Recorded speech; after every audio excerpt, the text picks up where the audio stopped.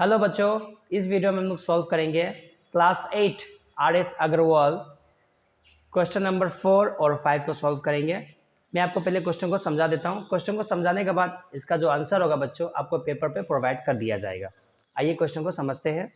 4 में बोला गया बच्चों क्या कि express each of the flowing rational number in standard form, यानी ये जो नंबर जो दिया गया बच्चे ना, ये रेशनल नंबर जो दिया गया इसको हमें स्टैंडर्ड फॉर्म में हमें एक्सप्रेस करना है। ठीक है बच्चों। अब 5 में बोला गया कि which of the two rational numbers is greater in the given pair, यानी पे यहाँ पे जो नंबर दिया गया, यहाँ पे जो दो रेशनल नंबर दिया गया, इस दोनों रेशनल नंबर में इसमें कौन बड़ा है, ठीक है, कौन इसमें ग्रेटर है, वो हमें यहाँ पे पता करना है। आई होप आपको क्वेश्चन समझ आ गया होगा। आइए इसको सॉल्व करते हैं। ओके बच्चों, जब भी आप स्टैंडर्ड फॉर्म निकालते हो तो सबसे पहले आपको ध्यान में ये बात रखना है कि आपको HCF निकालना पड़ेगा बच्चों। क्या निकालना पड़ेगा? HCF बाय डिवीजन मेथड निकालना पड़ेगा।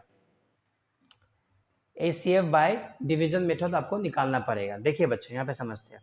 तो HCF ऑफ -12 एंड 30 है ना, -12 और 30 का जो HCF कितना हो जाएगा बच्चों, यहाँ पे देख लेते हैं। तो 12 बाय 30 यहाँ पे डिवाइड कर देंगे तो 2 टाइम्स में 24 आ जाएगा, तो यहाँ पे बच जाएगा आपका 6। ठीक है बच्चों। फिर ये 12 को यहाँ पे लिख देंगे हम लोग। यहाँ पे 6 कितना टाइम्स में 12 आएगा, 2 टाइम्स में आएगा, तो हो गया यहाँ पे। तो आपका HCF कितना हो जाएगा बच्चों? आपका HCF हो जाएगा आपका 6 हो जाएगा।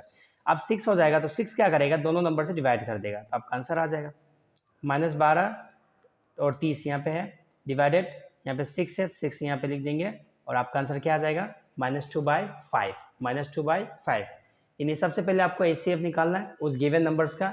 HCF निकालने के बाद क्या करना है, जो आपका आंसर आया HCF में, उसको आपका रेशनल नंबर से आपको डिवाइड कर देना है, और आप जब डिवाइड कर दोगे तो आपका वो स्टैंडर्ड फॉर्म बन जाएगा। ठीक है बच्चों। ओके बच्चों, एक और शॉर्टकट प्रोसेस है, आप इसको कर सकते हो। देखो बच्चों, -12 और 30 है यहाँ पे, राइट है। अब ये बताओ बच्चे कि ये जो -12 है और 30 है, ये 2 का टेबल में तो आ जाता है बच्चों। आप कहोगे 2 6 जार, ठीक है, 2 15 जार, ठीक है बच्चों, ठीक है ना। अब यहाँ पे 6 और 15 बच गया बच्चों। अब 3 आप ये बताइए बच्चों कि 3 कितना टाइम्स में आपका 6 आएगा, तो आप कहोगे -2।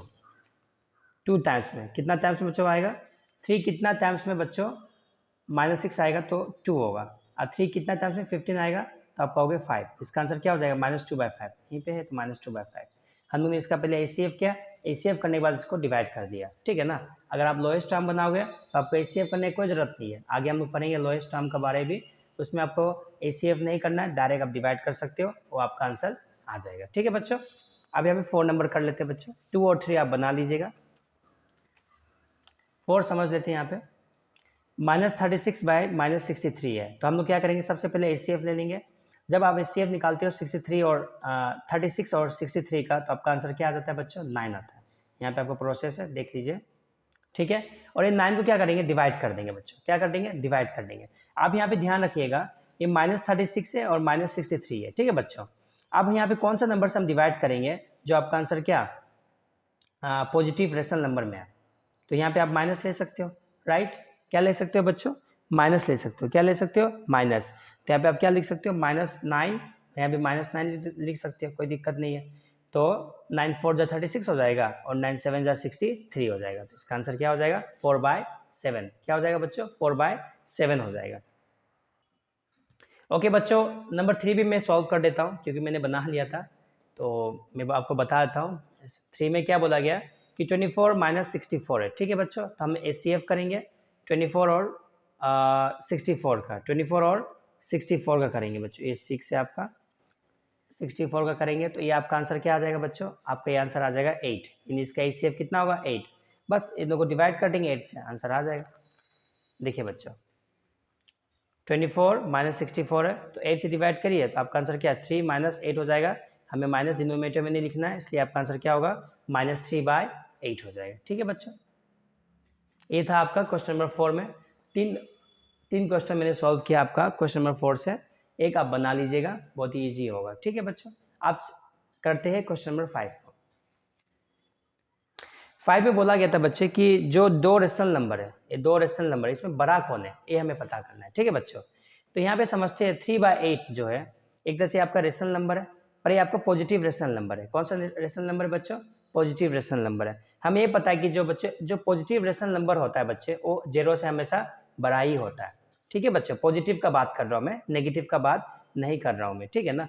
तो 3/8 इज ग्रेटर होगा because it is a positive rational number, एक से पॉजिटिव रेशनल नंबर है और ये 0 से क्या बड़ा भी है, तो इसका आंसर 3/8 हो जाएगा। ठीक है बच्चों, ओके बच्चों, आइए क्वेश्चन नंबर 2 को भी सॉल्व कर लेते हैं। क्वेश्चन नंबर 2 में दिया गया है -2/9 और 0, ठीक है ना। इसमें हमें पता करना है इसमें कौन सा ऐसा रेशनल नंबर है जो बड़ा है।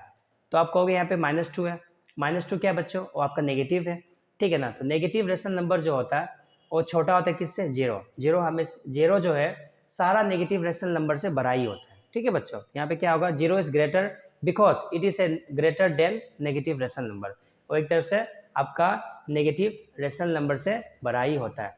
0 जो होता है सारा नेगेटिव रेशनल नंबर से 0 बड़ा होता है। ठीक है बच्चों, ओके बच्चों, 3 आप बना लीजिएगा, ठीक है बच्चों, और 4 मैं आपको बना देता हूँ। यहाँ पे अगर आप 4 समझते हो तो 3 तो आसानी से बन जाएगा। यहाँ पे दिया गया बच्चों -5/7 और -4/7, इसमें कौन बड़ा है। सबसे पहले ध्यान देते हैं यहाँ पे कि आपका जो डिनोमिनेटर्स, नीचे का जो डिनोमिनेटर्स वो आपका सेम है, ठीक है। अब ये बताइए -5 बड़ा है -4 बड़ा है, तो आप कहोगे -4 बड़ा है बच्चों, ठीक है बच्चों। तो यहाँ पे आपका आंसर क्या हो जाएगा, -5/7 इज लेस देन -4/7, ठीक है ना बच्चों, यानी -4/7 इज द राइट आंसर, ठीक है बच्चों। ओके, अब हम लोग करते हैं बच्चों नंबर 6 का कर लेते हैं, ठीक है। 6 को समझते हैं, 6 का थोड़ा सा प्रोसेस होगा बच्चों, ध्यान से समझिएगा आप। -1/2 है और -1 है, ठीक है, ये आपका क्वेश्चन है, और हमें यहाँ पे पता करना है कौन सा रेशनल नंबर जो कि ग्रेटर है, जो कि बड़ा है। तो ठीक है, हियर -1/2 और -1, अपना मन से हम लोग डिनोमिनेटर में 1 डाल सकते हैं, ठीक है, कोई दिक्कत नहीं है। अब हम इसका एलसीएम कर लेंगे, क्या कर लेंगे, एलसीएम। तो एलसीएम ऑफ 2 and 1 क्या होगा बच्चों, 2 होगा, ठीक है बच्चों ये 2 प्रोसेस में बनाया गया, और आपको मैं सजेस्ट करूंगा ये आप लास्ट का जो प्रोसेस होगा अब इसको यूज़ करिए, ये ठीक रहेगा आपके लिए, क्योंकि इसमें ज़्यादा कंफ्यूजन भी नहीं है। आइए इसको मैं आपको पहले समझा देता हूँ, ठीक है बच्चों। तो -1/2 लिख लेंगे, आपका एलसीएम कितना है, तो आप कहोगे सर एलसीएम तो 2 है, ठीक है, 2 यहाँ पे आ गया। ये बताइए बच्चे कि 2 कितना टाइम से 2 आता है, आप कहोगे 1, तो -1 × 1 क्या होगा, -1 आएगा, 2 1 जा 2 हो जाएगा, ठीक है बच्चों। और दूसरा क्या -1/1 है, ठीक है, यहाँ पे 2 है, तो -1 × 2 क्या होगा, -2 हो जाएगा, 1 × 2 क्या हो जाएगा, 2 हो जाएगा, ठीक है। एक प्रोसेस है, इसको आप अप्लाई कर सकते हो। और दूसरा जो प्रोसेस बच्चों ये है, यहाँ ध्यान रखिएगा, -1/2 है, ठीक है बच्चों, -1/2 है। अब ये 2 है ना बच्चे, ये 2 आपका जो एलसीएम कितना है, 2 आया, तो यहाँ पे आपको लिखना पड़ेगा 2 को, ध्यान रखिएगा बात को, ठीक है बच्चों, 2 को यहाँ पे लिखना पड़ेगा। अब ये बताइए 2 कितना टाइम्स में 2 आएगा, तो आप कहोगे 1 आ गया, 1 टाइम्स में आएगा, तो 1 को ऊपर से मल्टीप्लाई करना है, 1 न्यूमरेटर में मल्टीप्लाई होगा, तो -1 × 1 क्या होगा, -1 होगा, ठीक है बच्चों, समझ आ रहा है। ओके, दूसरा देखते हैं यहाँ पे, अब -1/1 है, यहाँ पे आपका एलसीएम कितना है, आप कहोगे 2 है, तो 2 को पहले लिखना है बच्चों, 2 को पहले आपको लिखना ही है, ठीक है। तो 1 कितना टाइम्स में 2 आता है, तो आप कहोगे 2 टाइम्स में। अगर 2 डिनोमिनेटर में 2 से मल्टीप्लाई किया जा रहा है, तो न्यूमरेटर में आपको 2 से ही मल्टीप्लाई करना है, ध्यान रखिएगा बात को, -1 × 2 तो -2। अब ये बताइए डिनोमिनेटर्स तो सेम हो गया, अब बड़ा कौन है, बड़ा कौन है यहाँ पे, -1 बड़ा है या -2 बड़ा है, तो आप कहोगे -1/2 इज ग्रेटर देन -2/2, ठीक है बच्चों। आई होप आपको वीडियो में सब कुछ समझ आ गया होगा। अगर कहीं पे कंफ्यूजन है या कुछ डाउट है तो प्लीज़ आप वीडियो को 1-2 बार वॉच कर लीजिएगा, ठीक है बच्चों। और जो भी चैनल पे नहीं तो प्लीज़ आप चैनल को सब्सक्राइब कर दीजिएगा, और वीडियो को प्लीज़ आप लाइक भी कर दीजिएगा। मिलते हैं फिर नेक्स्ट वीडियो में, तब तक के लिए जय हिंद, जय भारत।